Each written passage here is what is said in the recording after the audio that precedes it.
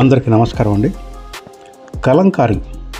కలంకారీ అంటే పాత రోజుల్లో చాలా ఫేమస్ చెందింది. ప్రతి ఒక్కళ్ళు ఇష్టపడేవాళ్ళు, ముఖ్యంగా స్త్రీలు.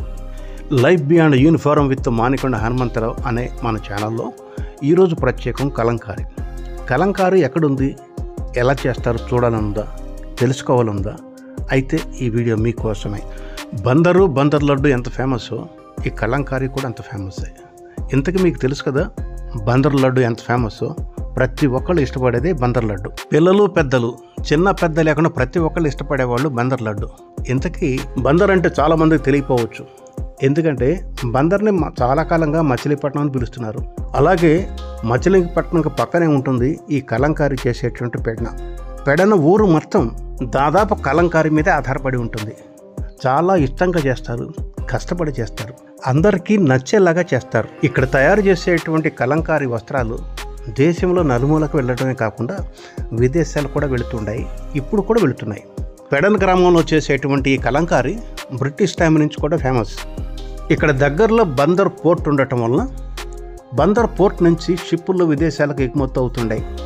ఇక్కడ మన దేశంలో తయారైనటువంటి ఈ కలంకారీ వస్త్రాలకి విదేశాల్లో చాలా డిమాండ్ ఎక్కువ. కారణం ఇక్కడ వస్త్రాలన్నీ కూడా కాటన్తో తయారు చేయటమే కాకుండా దీని మీద చేసేటువంటి ముద్ర కలంకారీ చేసేది కొన్ని రకాలైనటువంటి కాయల్ని ఎండబెట్టి దాని నుంచి రసం తీసి ఆ రసంలో నానబెట్టి తయారు చేస్తారు. ఎన్ని రకాలైనటువంటి రంగులు వాడినప్పటికీ కెమికల్స్ వాడరు. పూర్తిగా కాయల నుంచి తీసినటువంటి రంగులను తీసి ఆ రంగులతో క్లాత్ మీద ముద్ర వేసి డిజైన్ తయారు చేస్తుంటారు. ఇది ఈ ఊరిలో ప్రత్యేకత. ప్రతి ఇంట్లోనూ ప్రతి షాపులోనూ ఎవరికి కావాల్సినటువంటి డిజైన్స్ వాళ్ళే తయారు చేసుకుని ఆ రంగులు వాళ్ళే ముద్రించుకొని కొంతమంది హోల్సేల్గాను కొంతమంది రిటైల్గాను అమ్ముతూ ఉంటారు. అసలు ముద్రలు ఎలా వేస్తారో చూద్దామని చెప్పని మీ అందరికీ చూపించాలని ముద్రించే దగ్గరికి వెళ్ళాను. ఇది పక్కనే కొన్ని రకాలైనటువంటి కాయలు ఎండబెట్టి వాటిని నానబెట్టి దాంట్లో వచ్చినట్టు రసాన్ని తీసుకొని ఆ డిజైన్కి అనుకూలంగా దీన్ని ముద్ర వేస్తున్నారు. ఒకసారి మీరు కూడా చూడండి ఎంత జాగ్రత్తగా ఎంత నైపుణ్యంగా వేస్తున్నారో చూడండి. ఈ ముద్ర తడారిపోయిన తర్వాత కరెక్ట్ కలర్ మనకు తెలుస్తుంది. ఈ కలర్ అంటే అది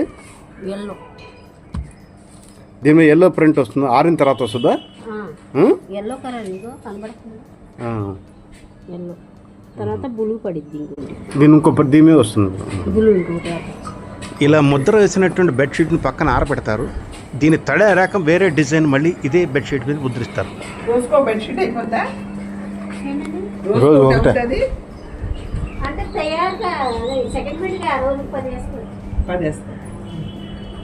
అంటే ఒక దుప్పటి రోజు 2 రోజులు పడుతుందా?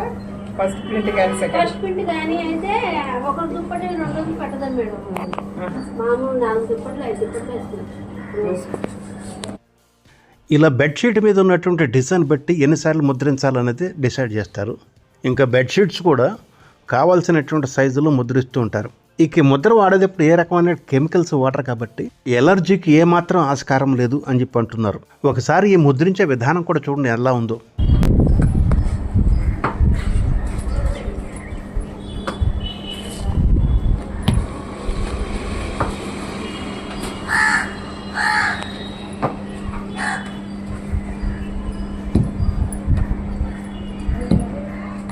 ఇలా ముద్రించేటప్పుడు ఆ డిజైన్ కరెక్ట్ ప్లేస్లో పెట్టి ముద్రించాలి, లేకపోతే డిజైన్ మొత్తం పాడైపోతుంది.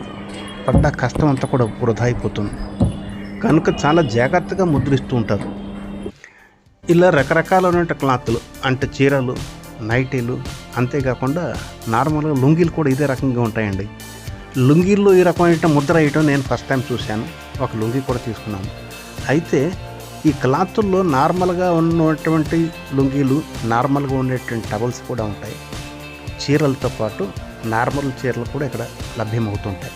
అయినప్పటికీ నార్మల్గా ఉన్న అన్ని చోట్ల దొరుకుతాయి కాబట్టి కలంకారీ మాత్రమే ఇక్కడ ప్రసిద్ధి.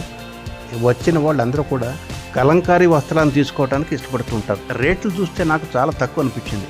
వాళ్ళ పడ్డ కష్టం చూసిన తర్వాత ఈ రేట్లు చాలా తక్కువ అనిపించింది. అంత కష్టపడి చేసినటువంటి కలంకారీ, అవి చీరలు కానీ లుంగీలు కానీ లంగాలు కానీ ఏదైనా కానీ చాలా బాగున్నాయి. చాలా తక్కువ ధర అనిపించింది. ఇది నేను చూసిన షాపు కానీ తయారు చేసేది కానీ ఒకే ప్లేస్. ఇటువంటివి పెడన్లో చాలా ఉన్నాయి. ఇక్కడ దాదాపు అన్ని షాపుల వాళ్ళు కూడా వాళ్ళంతటా వాళ్ళే ముద్రించుకుంటూ ఉంటారు. షాపు వెనుక భాగాన కానీ లేకపోతే పై భాగాన కానీ ఇటువంటి ముద్రించడానికి ఏర్పాటు చేసుకుని ఉంటారు. ఈసారి వెళ్ళినప్పుడు మరికొన్ని షాపులు చూసి అక్కడ ఉన్న తయారు చేసే విధానం కూడా మీకు చూపిస్తాను. వీడియో బాగుంటే లైక్ చేయండి, కామెంట్ చేయండి. మరొక వీడియోతో మీ ముందుకు వస్తాను. అప్పటి వరకు జై హింద్.